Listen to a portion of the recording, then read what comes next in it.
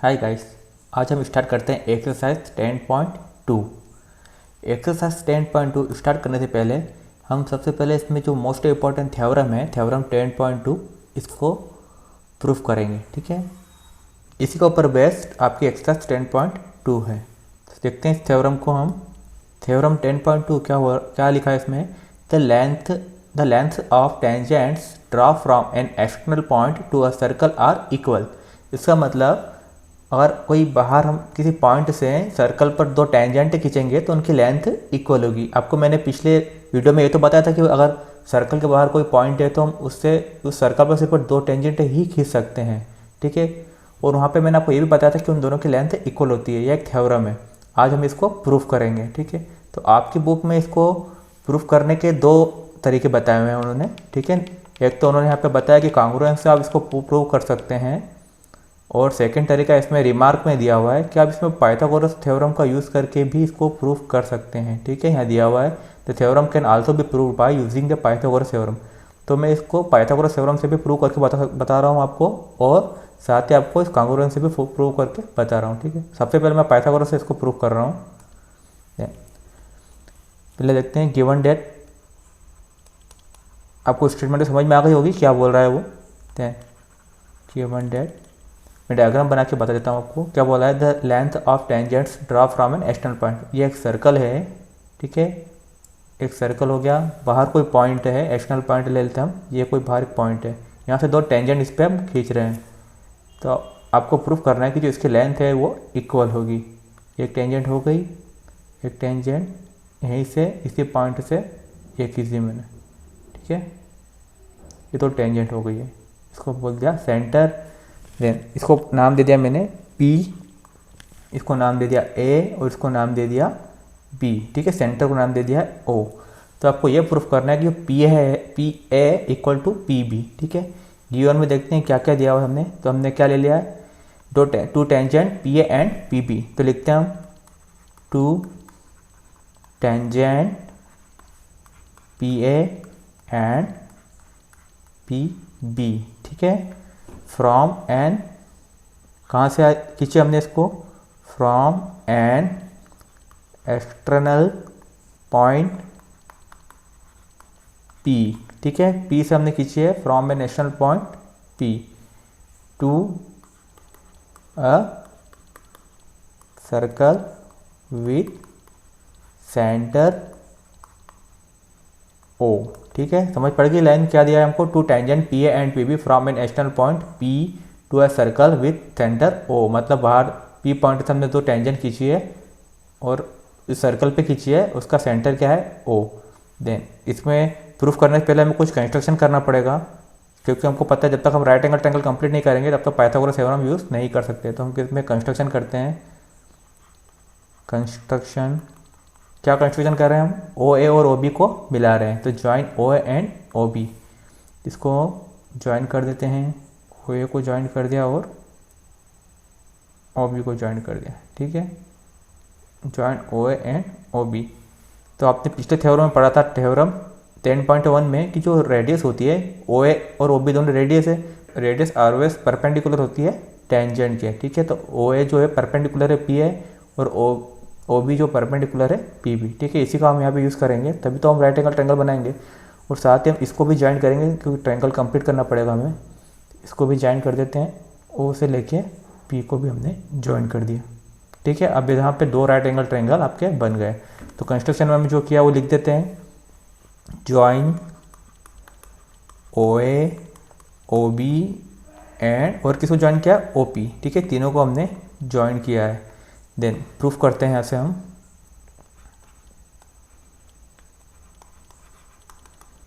सबसे पहले मैं आपको पाइथागोरस के थ्रू इसको प्रूफ करके बता रहा हूँ।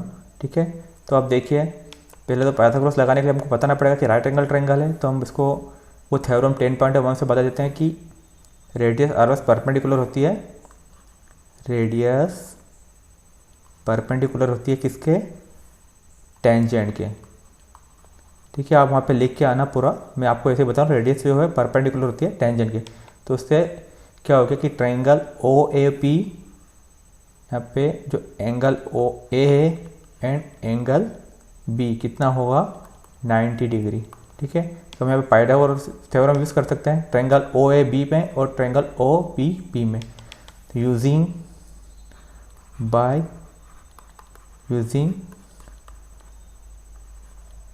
पाइथागोरस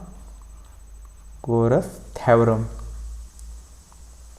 ठीक है, ट्रायंगल ओ ए पी ले रहा हूँ मैं। इन ट्रायंगल ओ ए पी क्या होगा, हाइपोटेनस का स्क्वायर इक्वल टू बेस का स्क्वायर प्लस परपेंडिकुलर का स्क्वायर। तो हाइपोटेनस कौन सी हो जाएगी, ये 90 का एंगल है तो इसके सामने वाली साइड होगी हाइपोटेनस। ठीक है, ओ पी यहाँ पे हाइपोटेनस है, ओ ए बेस परपेंडिकुलर और ए पी बेस हो गई है। लिखते हैं हम हाइपोटेनस का स्क्वायर मतलब कि ओ पी का स्क्वायर जो होगा, ओ पी का square equal to O A का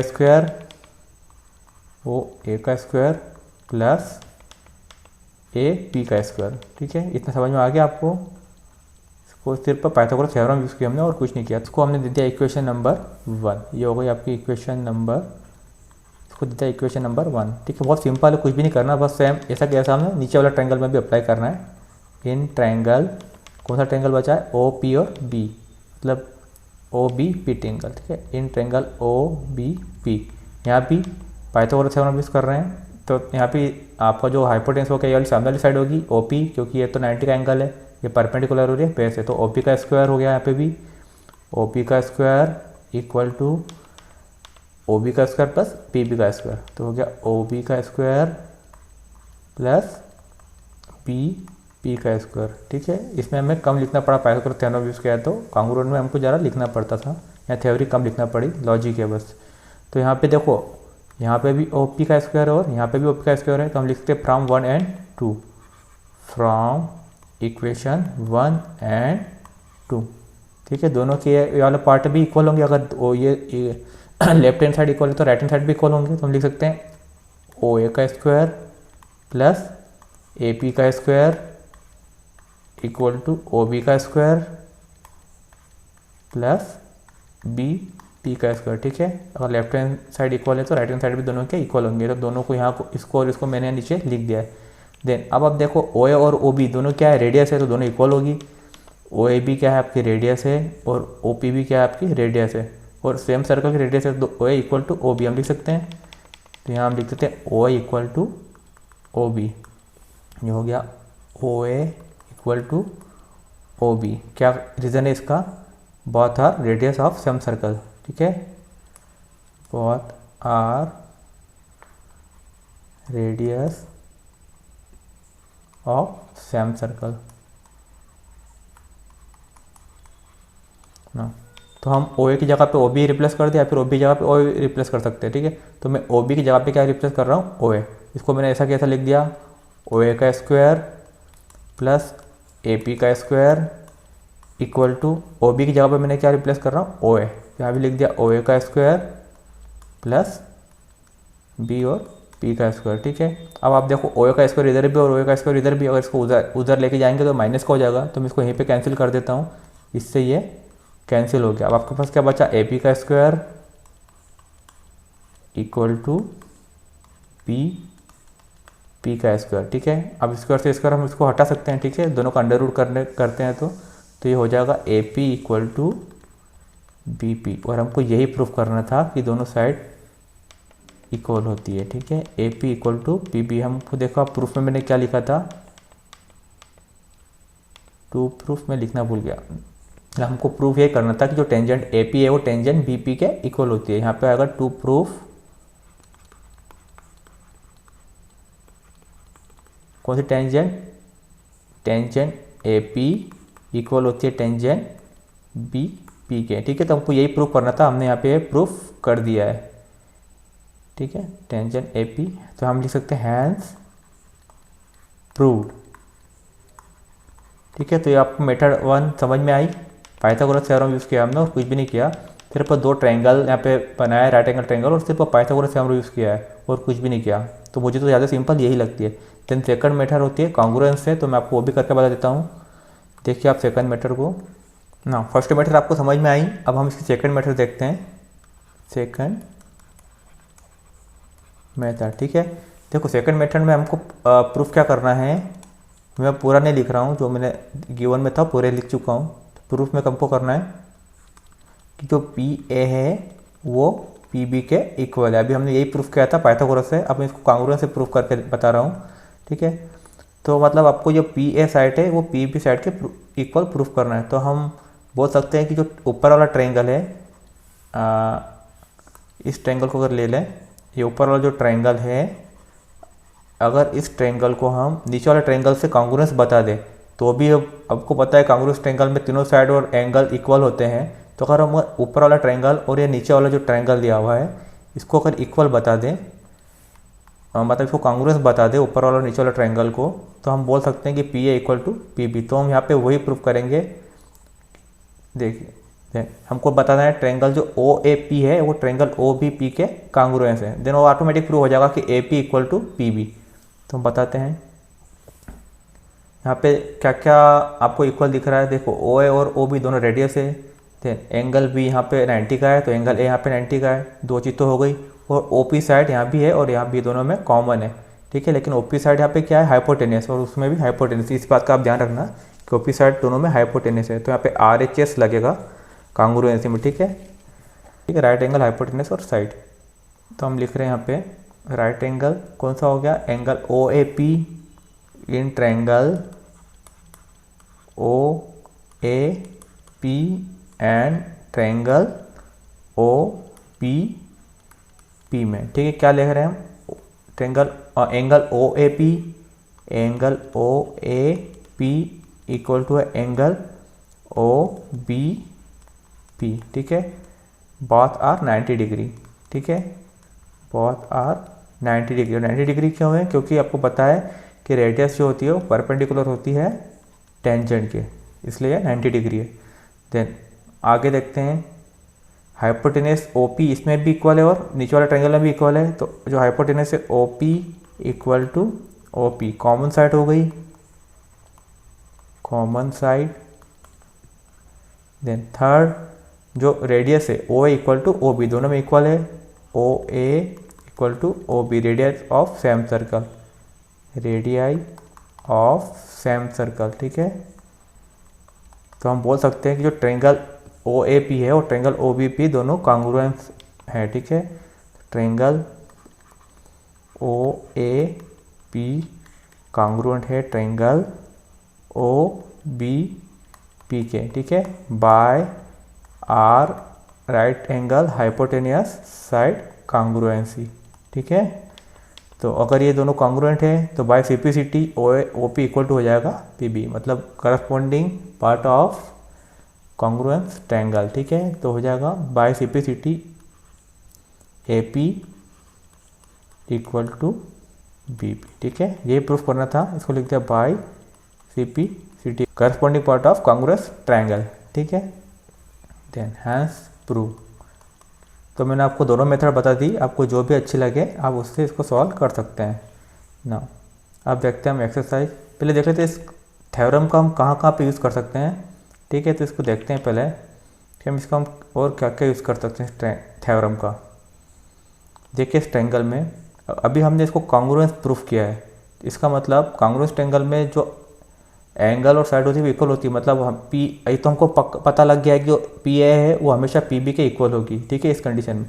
देन ये एंगल इस एंगल के इक्वल होगा और जो ये वाला एंगल है वो इस एंगल के इक्वल होगा। तो हमें यहाँ भी एक इम्पोर्टेंट पॉइंट मिला है कि ये वाला एंगल इस एंगल के इक्वल होगा। और हमको एमसीक्यू छोटे वाले क्वेश्चन में अगर देते हैं इस टाइप से कि यहाँ पे एंगल यहाँ पे इतना है तो हम उसका आधा कर सकते हैं, ठीक है, उसको बाइसेक्ट कर सकते हैं, क्योंकि हमें पता है कि दोनों ट्रायंगल कांग्रुएंट है, ठीक है।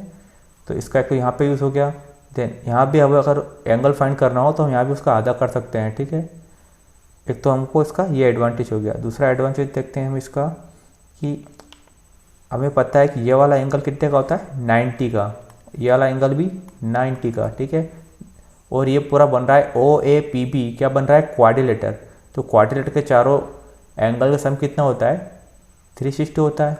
अब ये तो फिक्स है कि एंगल ए और एंगल बी कभी चेंज नहीं होंगे, तो 90 ही रहेंगे। तो ये हो गया, इन दोनों का टोटल होता है 180, ठीक है।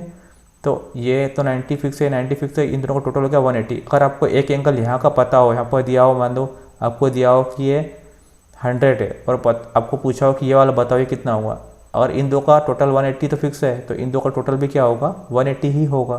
तो अगर आपको ये 100 दिया है तो इसका मतलब वो वाला एंगल जो होगा वो 80 होगा। तो हम MCQ में इसको यूज़ करके जल्दी से बता सकते हैं कि ये वाला एंगल कितना हुआ। तो इसका एडवांटेज ये हो गया है कि हमने कॉन्ग्रुएंस प्रूफ किया है, तो हमको ये पता लग गया है कि यहाँ जो एंगल है हम उसका जस्ट इन दोनों का टोटल कितना होता है 180 होता है, एंगल P और एंगल O का। तो हम जल्दी से बता सकते हैं। ठीक है, नाउ स्टार्ट करते हैं क्वेश्चन नंबर 1 से। अगर आपको इस थ्योरम में कोई डाउट हो तो आप कमेंट कर दीजिएगा। नाउ एक्सरसाइज 10.2 क्वेश्चन नंबर 1 क्या दिया हुआ है। In question number 1 to 3 choose the correct option the given justification. ठीक है, आपको इन चारों में से करेक्ट आंसर को चूज करना है। क्वेश्चन नंबर 1 आपको दिया है from a point Q the length of the tangent to a circle is 24 centimetre and the distance of Q from the centre is 25 centimetre. The radius of the circle is, तो आपको बताना है कि radius कितनी है। Diagram से समझते हैं इसको हम। देखिए ये हो गया एक सर्कल, ठीक है, इसका सेंटर हो गया ये।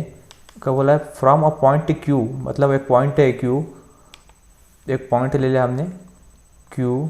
ठीक है, from a point Q the length of the tangent to a circle is 24। इसके ऊपर एक टेंजेंट खींचिए Q से, वो कितनी है 24 सेंटीमीटर। तो इसे एक टेंजेंट खींच देते हैं। ये हो गई इस पर टेंजेंट, कितनी हो गई, ये हो गई 24 सेंटीमीटर। ठीक है, इस पॉइंट से मैंने इस पर टेंजेंट खींच दिया। And the distance of Q from the centre is 25। ये सेंटर O है, यहाँ से इस Q पॉइंट की डिस्टेंस कितनी बोली उन्हें 25 सेंटीमीटर। ये भी खींच देते हैं हम इसमें, जो इसकी डिस्टेंस है सेंटर से 25 सेंटीमीटर है। तो आपको बताना है इसकी रेडियस कितनी होगी। आई थिंक आपको क्वेश्चन समझ में आ गया होगा कि हमको इस रेडियस की डिस्टेंस बताना है कि कितनी होगी। ठीक है ना, तो आपको थ्योरम 10.1 से तो हमको पता है कि जो रेडियस होती है वो टेंजेंट के परपेंडिकुलर होती है।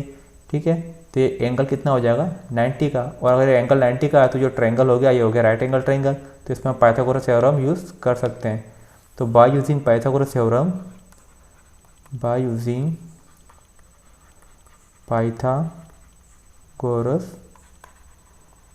थ्योरम क्या होता है, यहाँ पे नाम देते हैं। ठीक है, OP का स्क्वायर हाइपोटेनस का स्क्वायर होता है पहले। तो हाइपोटेनस में क्या है, जो 90 डिग्री है उसके सामने वाली साइड का होगी हाइपोटेनस, मतलब OQ का स्क्वायर, OQ का स्क्वायर इक्वल टू OP का स्क्वायर प्लस PQ का स्क्वायर। ठीक है, मतलब हाइपोटेनस का स्क्वायर इक्वल टू बेस का स्क्वायर प्लस परपेंडिकुलर का स्क्वायर।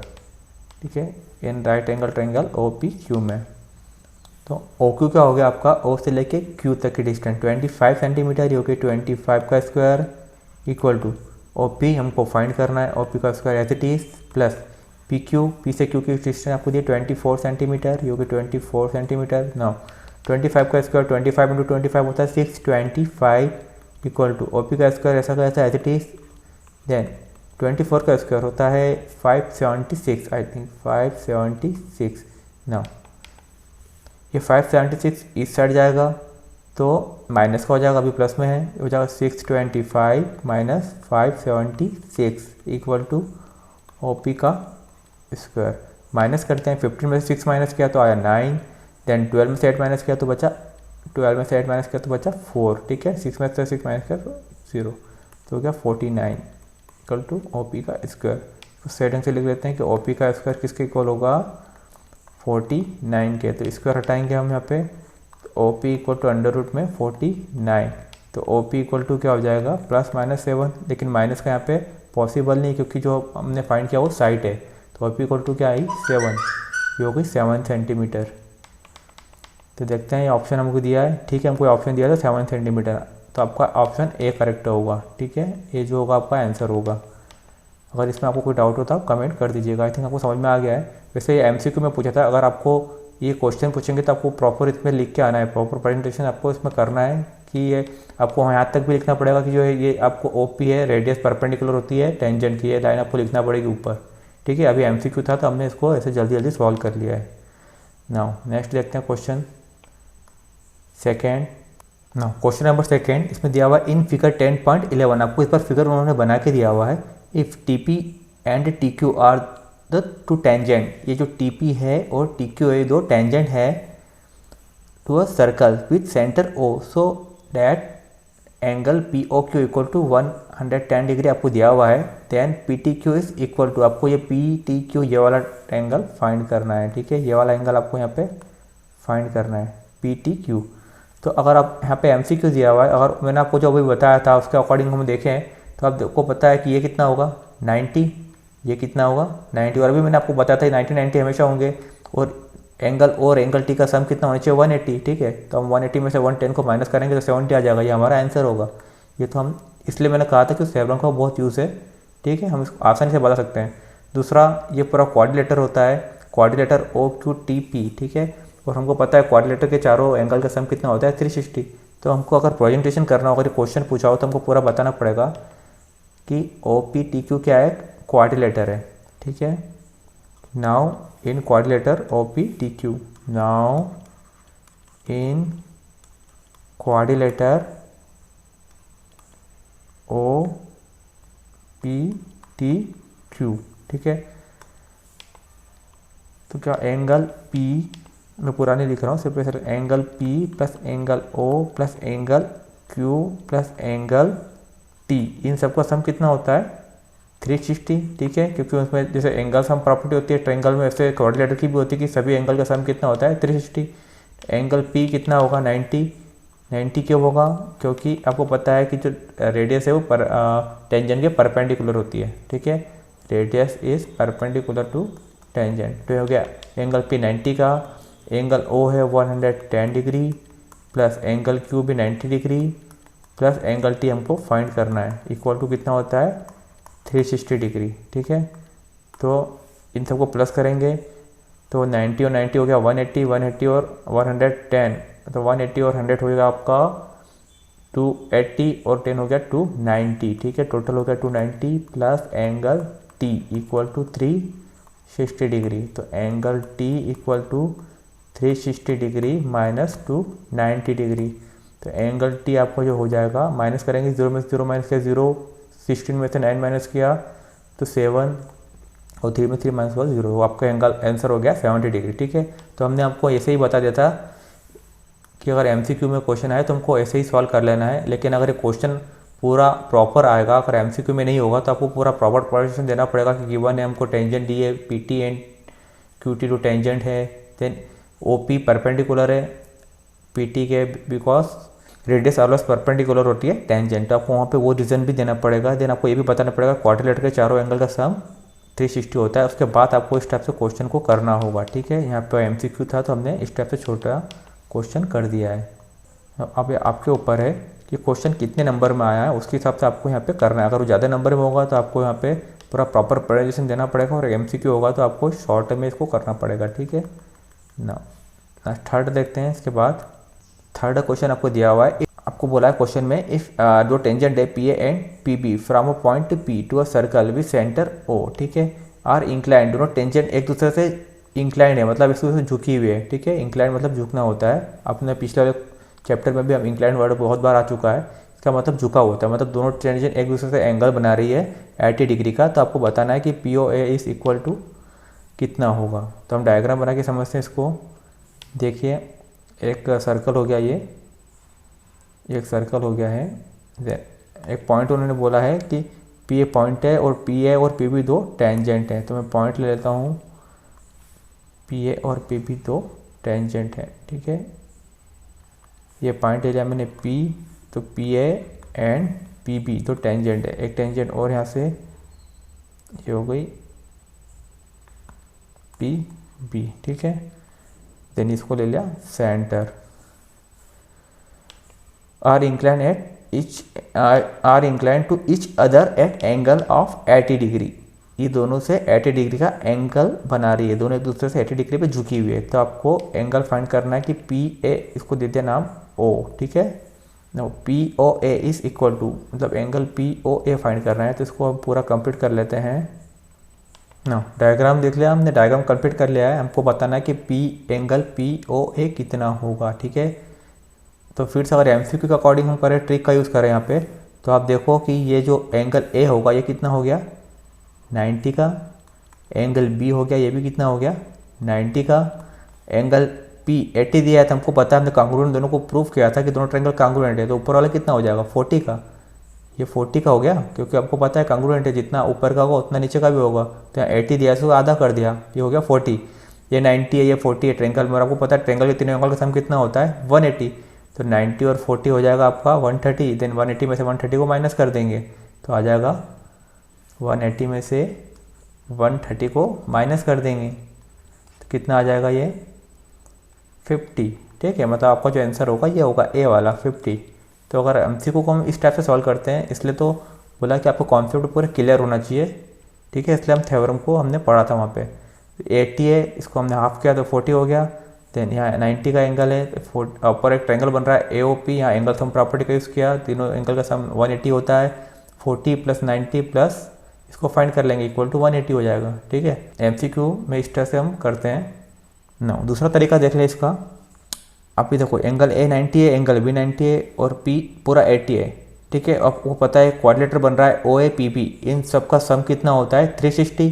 तो 360 में इन तीनों को माइनस कर दो और जो आंसर है उसका हाफ कर देंगे तो भी आपको एंगल AOP मिल जाएगा। ठीक है, समझ में आया क्या कह रहा हूँ मैं? मतलब एंगल 90 प्लस एंगल 90 प्लस 80, ठीक है, प्लस एंगल O, इन सब का सम कितना होगा 360। अगर इन सबको सम कर दें हम, 90 और 90 होता है 180, 180 प्लस 80, तो 180 और 80 कितना हो गया 180 और 80 हम प्लस कर लेते हैं यहाँ पे, 180 प्लस 80 होता है 260। ठीक है, plus angle O equal to हो गया 360, angle O equal to 360 minus 260 minus कर देंगे तो एंगल O क्या हो जाएगा 100। अगर एंगल O पूरा 100 है ये, तो हमको तो सिर्फ ऊपर का आधा ही चाहिए, एंगल POA चाहिए। तो ये अगर पूरा 100 है तो ऊपर का कितना हो जाएगा 50। ठीक है, तो आंसर आपका तब भी 50 आ गया। तो उसको करने के दो तरीके हैं, आपको मैंने बता दिया, ऊपर ट्रायंगल का यूज़ करके भी कर सकते हैं और क्वाड्रेटर का यूज़ करके भी कर सकते हैं ना। अब तो हमने इसकी ट्रिक तो दोनों की देख ली है। अगर अब अगर हमको एक क्वेश्चन अगर एमसीक्यू में नहीं दिया होता और अगर क्वेश्चन ही हमको दिया होता तो हम देखते हैं इसको प्रॉपर तरीके से कैसे किया जा सकता है। अगर हमको उसको प्रॉपर तरीके से करना होगा तो हम इसको करेंगे कि ए वाला एंगल हमको फाइंड करना है, एंगल POA फाइंड करना है, इसको हम कर लेते हैं एक्स सेलेक्ट किया। ठीक है, तो ये भी क्या हो जाएगा एक्स। हमको बताना पड़ेगा कि दोनों कांग्रुएंट है। पहले तो हमको ये बताना पड़ेगा ट्रायंगल OAP और ट्रायंगल OBP दोनों कांग्रुएंट है। ठीक है, तो ट्रायंगल OAP कांग्रुएंट है ट्रायंगल OBP के। ठीक है, हम पहले बता चुके हैं, इसलिए मैं यहाँ पे शॉर्ट में ही बता रहा हूँ आपको। By right angle hypotenuse side से ये वाला कांग्रुएंट है। ठीक है, अगर एक ज़्यादा नंबर में आएगा क्वेश्चन तो आपको यहाँ पे पूरा बताना है कि किस टाइप से कांग्रुएंट है, क्योंकि दोनों की रेडियस दोनों में इक्वल है, देन बीच वाली साइड दोनों में कॉमन है हाइपोटेनियस, और ये दोनों 90 के एंगल है। तो हो गया राइट एंगल हाइपोटेनियस और साइड दोनों कांग्रुएंट है, मैंने शॉर्ट में बताया। देन उसके बाद हमको लेट करना है कि angle AOP let angle OAP equal to x. अगर ये एक्स है तो बाय CP/CT, अगर ये एक्स है तो नीचे वाला भी क्या हो जाएगा एंगल BOP भी क्या हो जाएगा एंगल BOP भी क्या हो जाएगा एक्स। ठीक है, मैंने यहाँ रॉन्ग लिख दिया, एंगल AOP लिखना था मुझे, एंगल AOP। ठीक है, एंगल AOP मैंने एक्स लिया है तो एंगल BOP भी एक्स हो जाएगा कांग्रुएंट है तो। ठीक है, अब देखते हैं कि पूरा APBO क्या हो गया है क्वाड्रिलेटर। तो इन क्वाड्रिलेटर APBO, ठीक है, इन क्वाड्रिलेटर APBO क्या होता है angle A plus angle B plus angle B plus angle O equal to होगा 360 डिग्री। फिर पुट कर देते हैं, एंगल A 90 डिग्री है। ठीक है, ये हमने बताया नहीं एंगल 90 क्या हुआ है, तो इसको भी आपको बताना पड़ेगा साइड में कि angle A and angle B equal to 90 degree. ठीक है, बिकॉज जो रेडियस होती है वो परपेंडिकुलर होती है टेंजेंट के। ठीक है, तो अगर 90 एंगल P जो है वो कितना है 80 degree plus angle B 90 degree plus angle O। अब एंगल O यहाँ भी x है और यहाँ भी x है, तो एंगल O पूरा क्या हो जाएगा 2x इक्वल टू हो गया 360 डिग्री। देन सबको प्लस करेंगे, 90 और 90 होता है 180, 180 और 80 कितना हो जाएगा, 180 प्लस 80 हो जाएगा 260।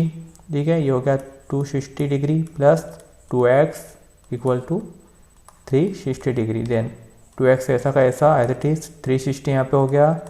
देन ये 260 को इस साइड ले जाएंगे तो माइनस का हो जाएगा। देन ये हो गया 2x इक्वल टू 360 में से 260 माइनस किया तो बचा 100। देन x इक्वल टू हो जाएगा 100 अपॉन में 2 कैंसिल हो जाएगा ये, तो x इक्वल टू आ जाएगा 50। ठीक है, तो x इक्वल टू 50 डिग्री, यही हमको फाइंड करना था।